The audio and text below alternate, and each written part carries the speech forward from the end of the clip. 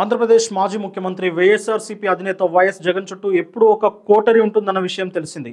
తాజాగా ఆ కోటరీలో ఓ నాయకుడి పేరు చర్చనీయాంశం అవుతుంది. ఆయనే ఎస్వి సతీష్ రెడ్డి.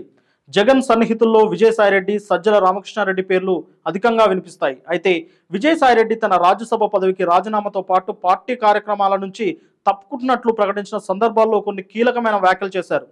జగన్ ఆయన కోటరీ మాటలను విని నిర్ణయాలు తీసుకుంటున్నారని, అందువలనే 2024 ఫలితాలని చెప్పారు.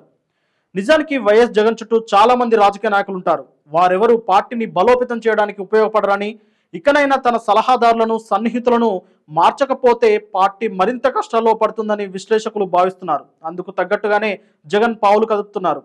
తన సన్నిహితుల లిస్టులో ఎస్వి సతీష్ రెడ్డిని చేర్చుకున్నట్లు తెలుస్తుంది. అంతేకాదు సజ్జల రామకృష్ణారెడ్డి స్థానంలో సతీష్ రెడ్డిని నియమించినట్లు కూడా వార్తలు వస్తున్నాయి.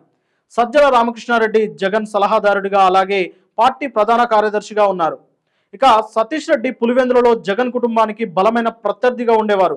2004, 9, 2014, 19 ఎన్నికల్లో కూడా టీడీపీ తరఫున గట్టి పోటీ ఇచ్చారు. 2024 ఎన్నికల ముందు టీడీపీ నుంచి బయటకు వచ్చి జగన్తో చేతులు కలిపారు. వైసీపీ కండువ కప్పుకొని పార్టీని బలోపేతం చేయడానికి పూనుకున్నారు. ఎలాంటి సొంత ప్రయోజనాలు లేకుండా సతీష్ రెడ్డి పనిచేస్తున్నట్లు జగన్ నమ్ముతున్నారు. అందుకే ఆయనకు పార్టీలో ప్రత్యేక స్థానాన్ని ఇచ్చి గౌరవించాలని జగన్ అభిప్రాయపడుతున్నట్లు వార్తలు కూడా వస్తున్నాయి. అందుకే రాష్ట్రంలోని క్షేత్రస్థాయిలో జరిగే పరిస్థితులు, నివేదికలు తెప్పించే పని సతీష్ రెడ్డికి అప్పగించారట. అలాగే అనంతపురం జిల్లాలో పార్టీని బలోపేతం చేయడానికి సతీష్ రెడ్డి వ్యూహాలే పాటిస్తున్నారట జగన్. ఈ అంశాలన్నింటినీ పరిగణలోకి తీసుకుంటే సతీష్ రెడ్డికి పార్టీలో కీలక స్థానం ఇవ్వబోతున్నారనేది స్పష్టమవుతుంది.